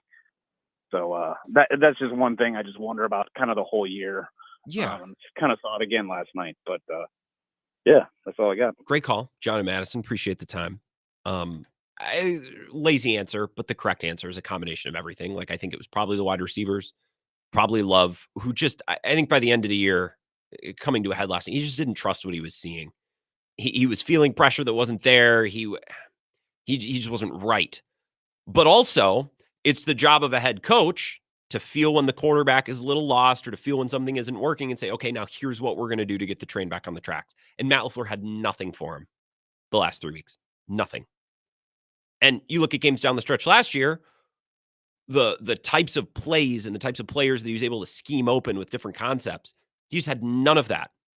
And if I am assigning criticism and assigning concern to different parties among the offense, I'm going to start with LaFleur. He's been doing this way longer than Jaden Reed, Romeo Doubs, Dontavian Wicks. He's been doing it way longer than Jordan Love. So it's all, but the top of my list is Matt LaFleur. Understanding everyone gets blamed, but it's most concerning with LaFleur because I expect the most from him in that group. 608-321-1670. One more. Wisco Sports Show. Who's this? Grant, how we doing? I'm doing excellent. John. Another John in Madison, back to back. I love this. I know. I was going to say, great. John currently in Madison, sometimes not. You said big picture, we can be happy and still excited about the direction of the Packers. And with this quarterback, I think that direction is absolutely clear. You look at the other NFL teams that are still alive in the playoffs, you need two things. One of two things for sure. You either need a quarterback that can run. And the play that concerned me the most about Jordan Love, and I'm curious if this stuck out to anybody else, he panicked through a ball late into the flat to his running back, who was going nowhere. Maybe take the Zach Bond interception out of it. Maybe the worst play he made of the night. Like, if you talk about he's just not seeing it, like that was such a hammer-headed play. And there was like 12 yards, maybe like 3rd and 6, and there's 12 yards of space for him just to run, just a couple of yards to get it. And I know there's a lot of Daniel Jones comparisons. Keep Daniel Jones' name out of his mouth. That dude ran for 700 yards. Jordan Love could never, right? But at the end of the day, if you're in the NFL and you want to seriously compete for a Super Bowl, you either need a quarterback that can pick up 3rd and 6 with his legs, which Jordan Love yesterday panicked, couldn't do, or elite wide receiver play a la, Jamar Chase, Justin Jefferson. You will see how the Vikings kind of fare tonight. And for me, in order to have any confidence going forward with this Packers team as it's constructed, we need that receiver. Otherwise, Matt LaFleur and this offense are going to be handicapped. You have a Ravens-type receiver room right now. I think the receiver room for the Ravens is kind of similar. But Lamar Jackson absolutely changes the game. Yeah, but minus the running. That's an interesting. I really like that. I hadn't thought about it that way. So they have a Ravens, a lot of good guys, but the straw that stirs the drink is Lamar's ability to run. And Jordan Love, he's a better runner than he showed. Like, he's going to go back and watch the film and be like, he left so many yards out there. But the Ravens receiving core, also with a good tight end or two, is supplemented by Lamar's legs. It's an excellent point. They have 2 receivers at the top. Zay Flowers with 1,000. Can't remember number 2. I think Bateman with like 600. And then it's 2 tight ends and running backs leading the team in receiving. And I think that's kind of LaFleur's style. And I did a little research because I got a little pushback from my buddies. No, Jordan Love can move the ball with his legs. Just to put it in perspective, Daniel Jones, again, the popular comp for the day, ran for 700 yards as a quarterback in the NFL the year he got his contract. Jordan Love, through 4 years in the NFL plus 3 years in college, has not run for 7 yards in an entire college and pro career put together. So That's the stat for the day. I'm worried that we don't have a mobile quarterback because I'm watching the rest of these NFL games and I'm like, wow, these quarterbacks are freaking awesome. And then, we have a quarterback at home. You look at the quarterback at home and he's panic throwing to the running back in the flat when he's got 15 yards of green in front of him. Throwing it sideways. That's why I'm a little nervous today, but That's fine. Throwing it sideways to a guy that's covered. He's going, no, that was maybe his worst play pound for pound of the night. The pick, okay, he didn't see him. The throw, I think it was to Wilson on the left boundary. Just, it was as bad as it gets. I like the Ravens comparison. I think I believe a little bit more in these wide receivers, it would seem, than most at this moment in time, and that's fine. Season is raw. We're disappointed. I understand optimism isn't an easy thing today, but I also, look, I'm slamming Matt LaFleur and really criticizing Jordan Love.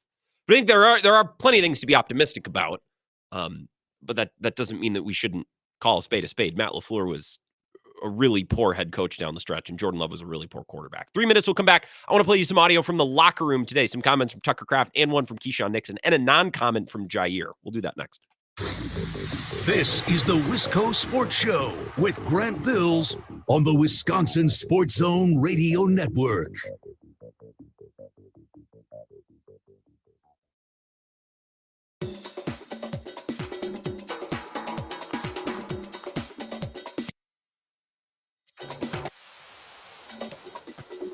The Wisco Sports Show will resume in 3 minutes.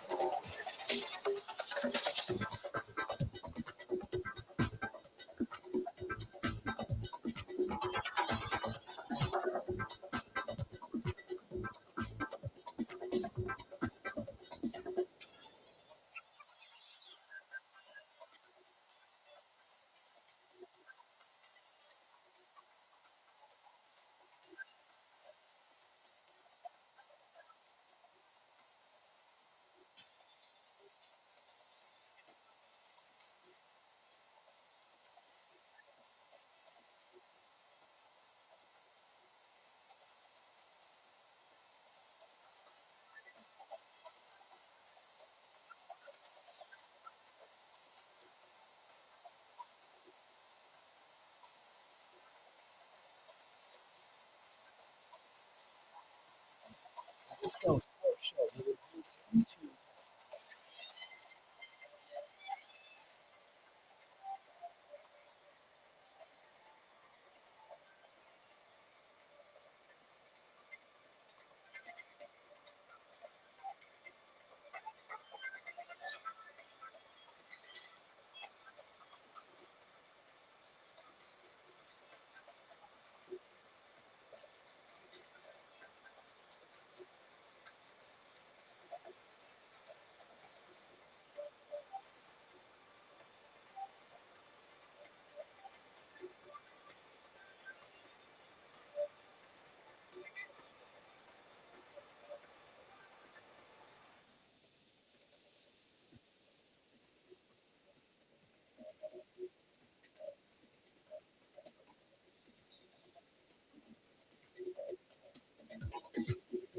The Wisco Sports Show will resume in 1 minute.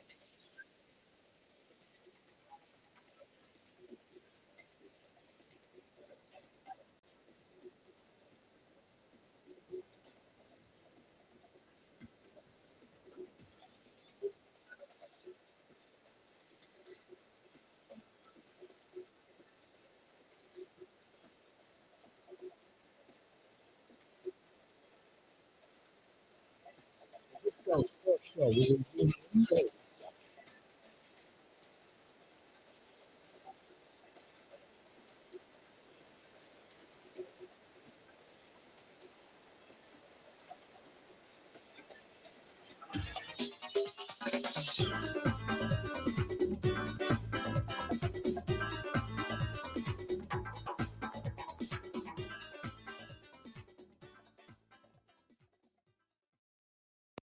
Main thing on my mind is figure out, how do we take that step? How do I help the guys take that step? But also, man, we got some guys that, like I said, that our locker room is going to be different. We got some guys due for a contract this year. We don't know what that's going to look like, how that's going to shake up. But I know I'm going to try to get some guys in here. So most definitely that. The locker room is going to be different. Interesting. Little foreshadowing from last night, what we heard in the locker room today. Play you that audio in just a minute or two here. That's Josh Jacobs. Also, when he's saying, I'm going to try to get some guys here this offseason. Interesting, if nothing else. I'm going to dream about Max Crosby. Man, what an ad that would be. Former Raider teammate. Come on over here. It's pretty great in Green Bay. I know you think the Raiders are cool. Trust me, you don't know anything. Get over here. So that would be cool. It's Josh Jacobs. There's a comment on the live stream earlier that I want to highlight because it makes me sound good. This is a comment from Gladiator Cubing. Says, why isn't this a huge channel? This live stream is great. You know what, Gladiator Cubing? I agree. I think it is great. I think it's a bundle of fun. And you can watch on YouTube and Facebook. You just search the Wisco Sports Show with Grant Bills. All of these shows are live streamed on YouTube. Very easy to watch. And if you miss it, you can also go back after the fact. They're all saved right there. And also, I occasionally post some clips and some shorts when I have time, when there's a nice moment. Mike and Eau Claire, Uncle Packer's 9/11 themed call last week definitely made a YouTube clip. So you can go subscribe there. I would appreciate that. And also, something that is different this year, last year, we're a couple weeks away from the Super Bowl. Bill is generous enough to bring me along and take me along. So I will get to do my show from Radio Row in New Orleans. And this year, unlike last year, it will be live streamed. It will be televised. Not actually. That's a quote from something. The revolution will be televised. I think that's from Succession. So you will be able to see me in New Orleans in the Big Easy and all of my many celebrity guests. Don't ask who. I don't know who yet.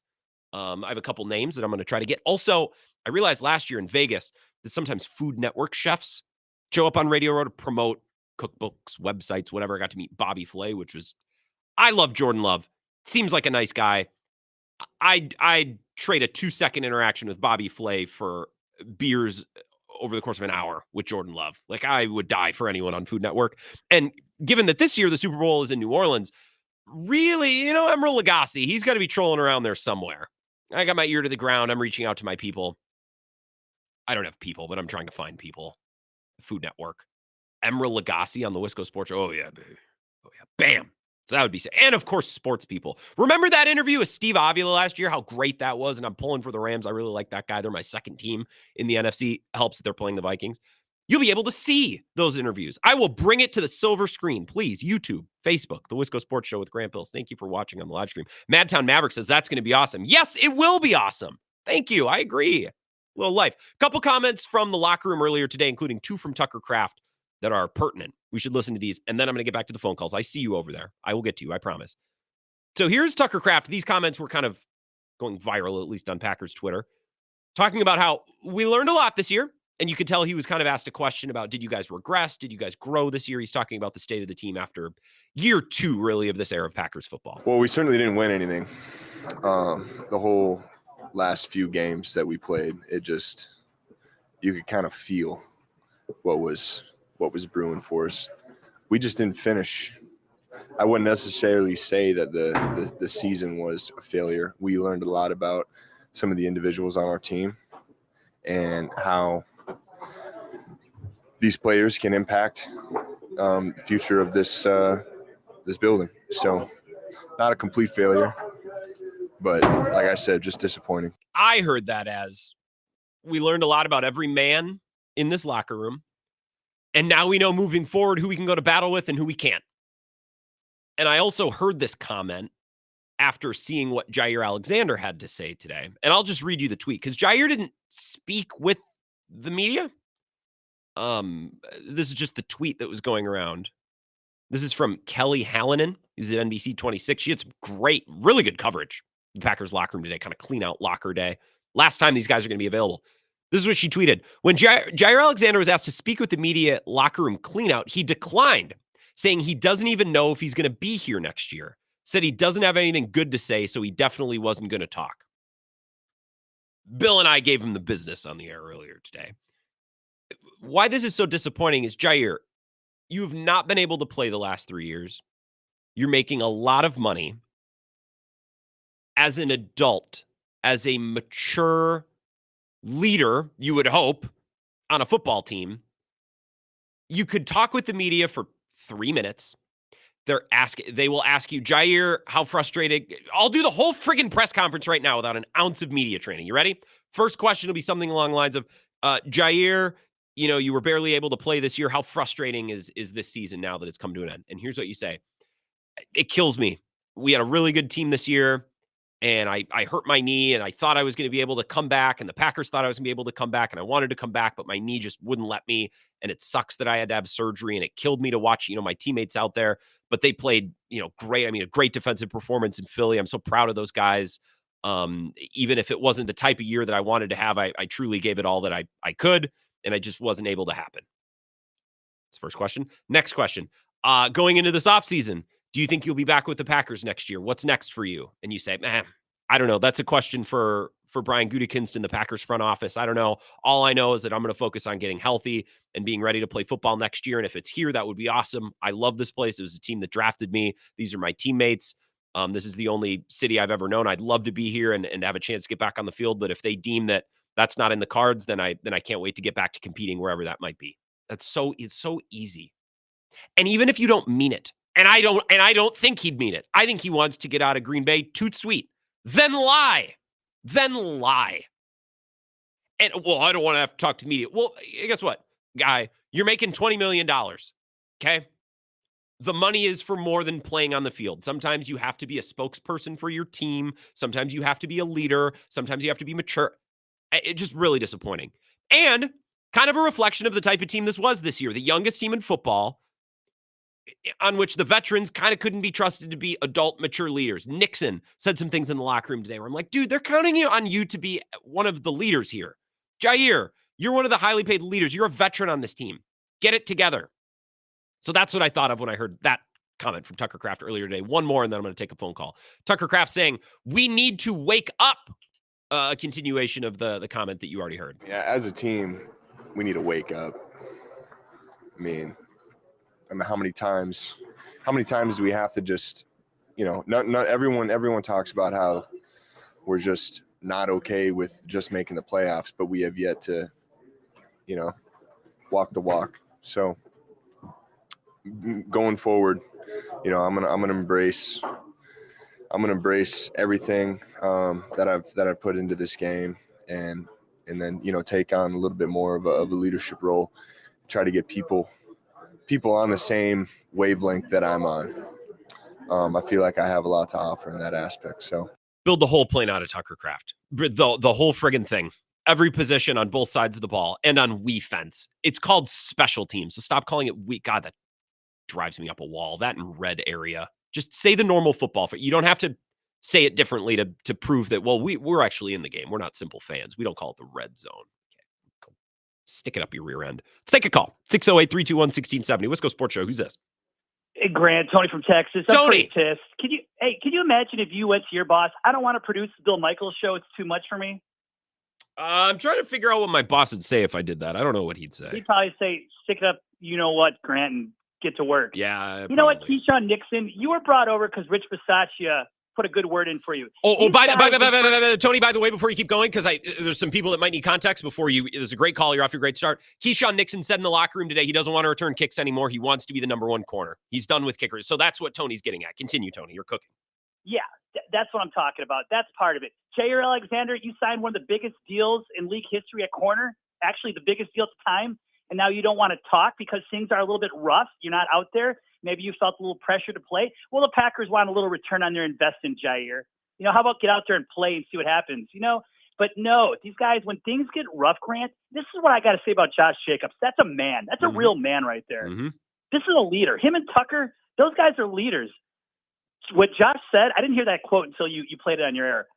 Trying to get guys in here, he wants to be the solution, not the problem. He's not a coward. He's not running away from the problem. And, I'm going to go back to Matt LaFleur. I'm a Matt LaFleur guy, I admit. Me too. But what he did, what he's done, and, I do coach, and we laugh about it. It's AU basketball. But you've got to be a leader of men. And you cannot I've recruited guys that I'm like, why did I get that guy on this team? And now this guy's a big loudmouth.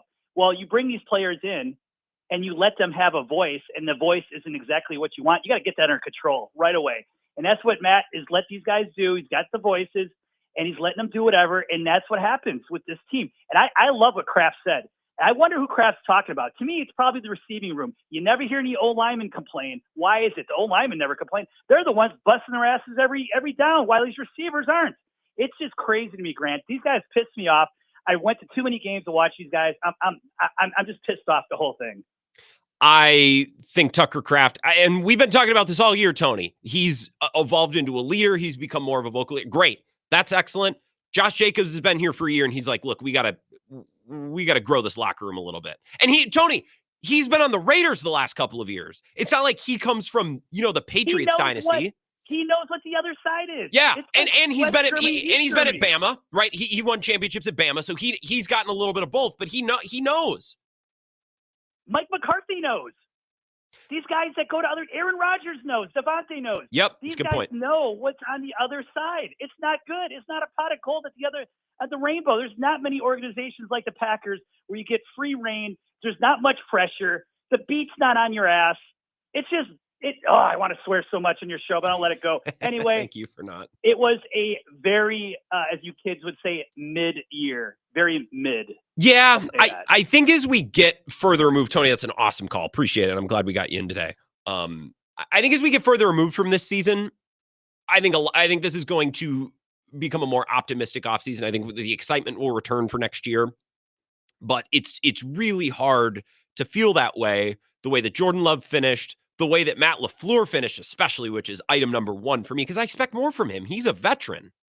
Right? I've said this, and I'll say it again. If you didn't hear it at the beginning of the show at 5 o'clock, Matt LaFleur has been head coach of the Packers longer than any current coach has been tenured on their current team outside of Shanahan, McVay, McDermott, Reed, Harbaugh, and Tomlin.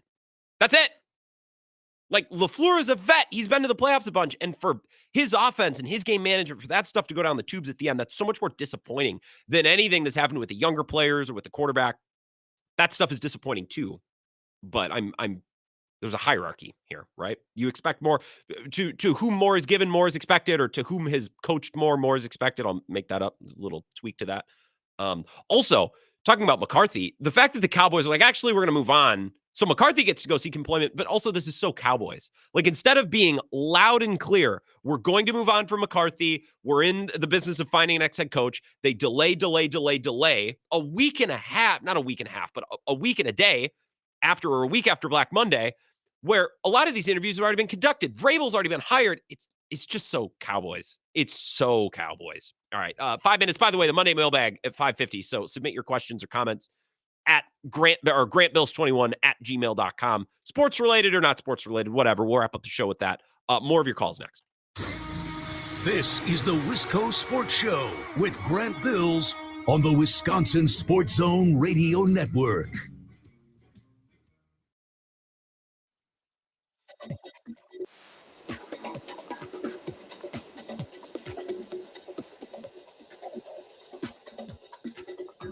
The Wisco Sports Show will resume in 5 minutes.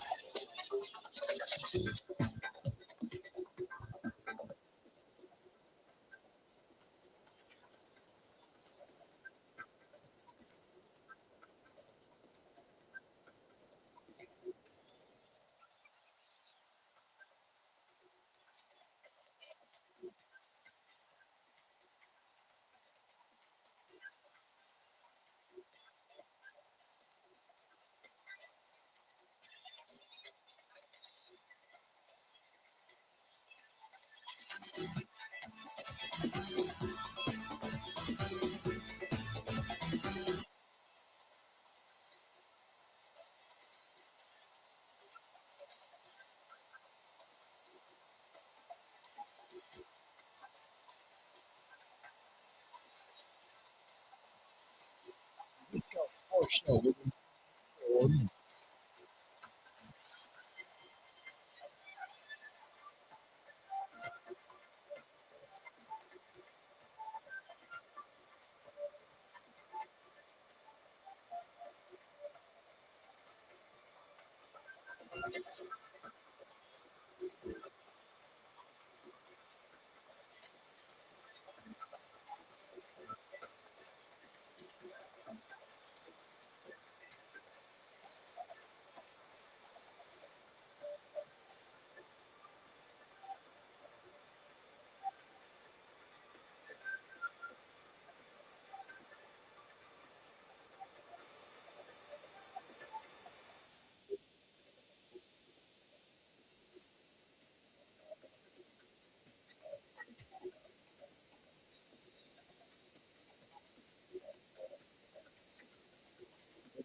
Sports Show.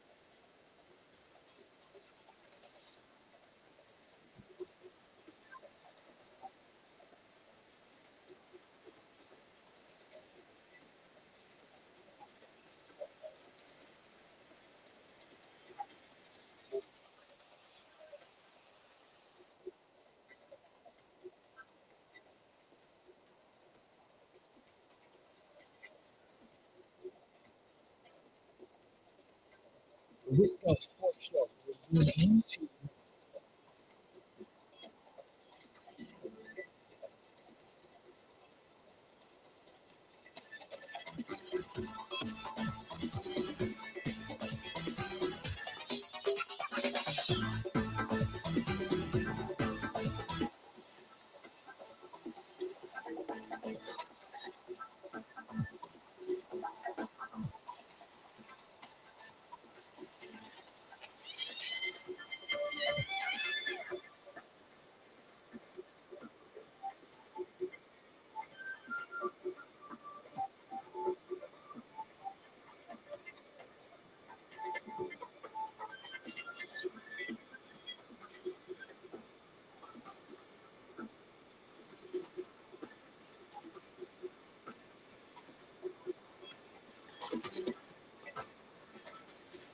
the Wisco Sports Show. We're zooming in.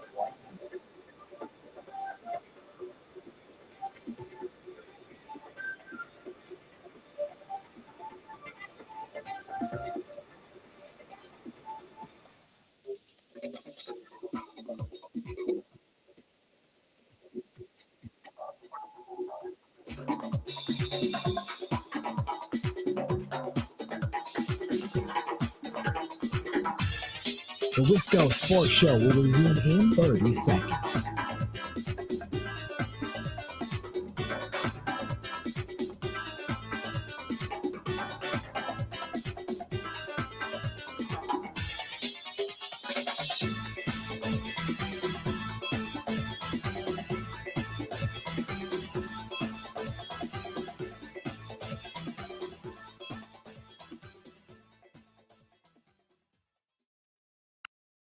I mean, it was sudden change. They scored right off there, so I gave them the ball. But I just think I got the ball back for sure, and then it should have been a target on the helmet, but can't do it on it.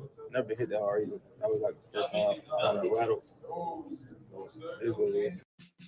As Keyshawn Nixon, you might have been a struggle to hear him there. Basically saying, yeah, I fumbled the ball, but also was targeting helmet to helmet. And I also got it back. I've never been hit that hard. It is what it is. I kind of think he got it back too. And maybe it was helmet to helmet. If you're watching on the live stream, YouTube, Facebook, Twitter, this is the moment he got hit. In what practice, in what coaching session is anyone ever taught to run like that? Do you practice that play? Do you work on that play to loosely coach or loosely quote the coach from Georgetown, the Knicks player? Why can't I remember his name? Like, you run straight at a linebacker who has 35 pounds on you, and then you bend over, idiot. It's a stupid football play. Just like the play where you threw the guy down out of bounds. You're 2 steps onto the white. 2 calls, and then we got to get to the Monday mailbag. Still time to submit your question. GrantBills21 at gmail.com. First, a phone call. Wisco Sports Show. Who's this? Ridge Runner Mark, how we doing? Ridge Runner Mark, I'm excellent. Good evening. How are you? Not too shabby. You know, the game yesterday sucked, but it truly was a microcosm of their entire season. So yeah, here we are. I think that's why Matt LaFleur sounded at peace after the game. He's like, yeah, this team didn't have it. I'm not going to lose sleep thinking we let some Super Bowl opportunity go by here. It'll hopefully make them more hungry for next year. But here's my optimistic question for you. Okay. What are they doing in the draft? What do you think their biggest need is? I will say I'd like to see them actually trade up for a bona fide lineman. instead of this rotate, plug and play stuff. Normally they can get a late round guy, Sure. but they're not getting that now. That's Jordan And I'd like to Morgan. see them- That's who they acquired last year, don't you think? Yeah, but by bona fide, I mean, it's obvious first OTAs, first practices, okay, he's getting plugged in. Okay. We didn't see that with Morgan. He had to build up to it, and then he got hurt. So you can't fault him for that. But trade up, get a guy that you could start day one that's going to be an anchor. Doesn't matter where on the line. Because, I made a comment on some Facebook thread, and they're like, well, Jordan Love only got sacked 14 times this year. I said, yeah, but he was pressured a lot. He was moved off his spot a lot. And unfortunately for Jordan Love, his default is, I'm going to chuck it down the field. Yeah. Whether he's got a clean pocket, and if he's got a pressure pocket, then his panic is, oh, I got to make a big play now. And we got to figure that out, which might be hey, let's get a different quarterback coach in there. Might be. I don't know. Tom Clemens was mentioned earlier on the text line. I appreciate it, Ridge Runner Mark. Yeah, his default is, well, I'm going to launch one. And he got greedy like that throw to Dobbs. And I'm not blaming Jordan Love because Dobbs got concussed, although he tried to get Wicks killed. Like, dude's throwing hospital balls. Which, by the way, Brady, call him out. I don't complain about announcers because they're all by and large the same, but I'm watching both of these teams fumble and trip all over themselves and do all these stupid things that Brady's Pats never would have done. And levy some criticism. Like, I don't know. I wanted a little bit more from Brady yesterday. It doesn't matter, but it's just something that I thought. I don't know. His reflex of, I'm going to throw a moon ball now is not a good one, especially against Fangio's defense, but that's what the coaching is for. That's what the coach is supposed to help him with. All right, one more caller, then we're going to break it to the mailbag. Wisco Sports Show. Who's this? Dean. What's going on, Dean? It's been too long. Are we at the point with this kickoff rule that it makes more sense to always just take it at the 30 unless some idiot yeah. Have you been covering that, or is that just so obvious? I haven't mentioned that, but I mean, and then he misfielded one, so they ended up getting it at like the 20. So he got Keyshawn Nixon got dressed down as a returner yesterday. And there's so many penalties in these, running laterally, trying to get the edge. Like was it a punt or a kickoff yesterday? There was a penalty that put him to start at like the 8. I think it was a punt.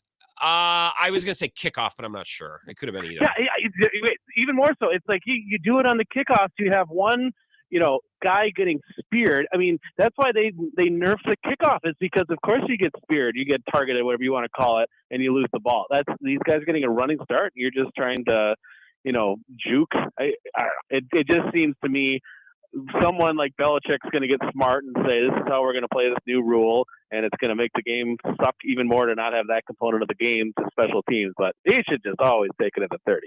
And I am no Packer fan. I am totally biased here, so just so you guys know. No, and I think those points are excellent, and I'm excited for tonight's game. Enjoy your Vikings, Dean. Good luck to you. I mean that half-heartedly, just the same way you would mean it to me, so we understand each other. Nixon was... And then Nixon today is like, I don't want to return anymore.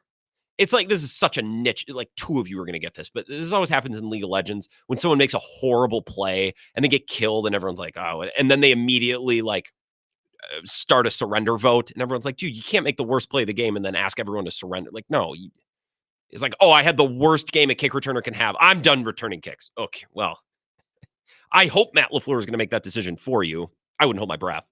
3 minutes. The Monday mailbag. Coming back, send me your emails, sports or otherwise. Grant Bills 21, Wisco Sports Show, back after this. This is the Wisco Sports Show with Grant Bills on the Wisconsin Sports Zone Radio Network.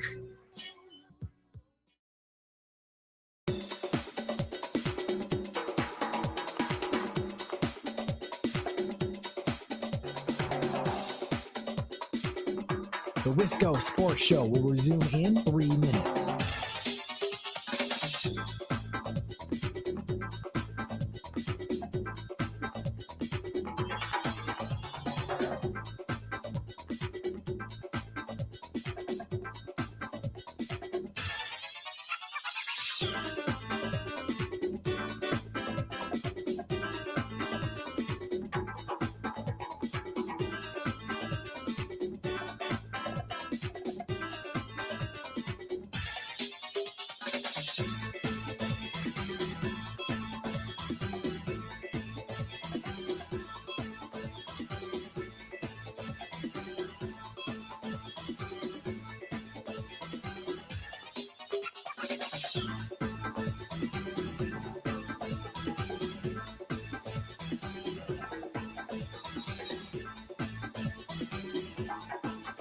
The Wisco Sports Show will resume in 2.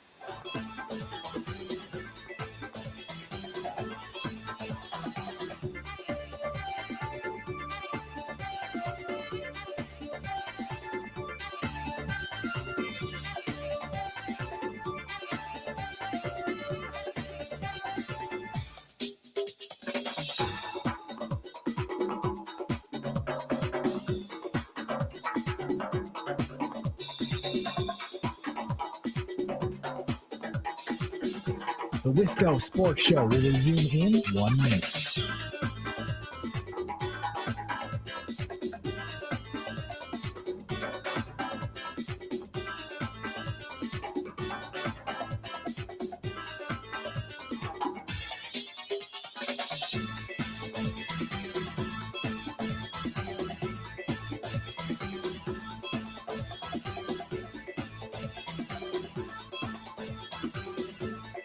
The Wisco Sports Show will resume in 30 seconds.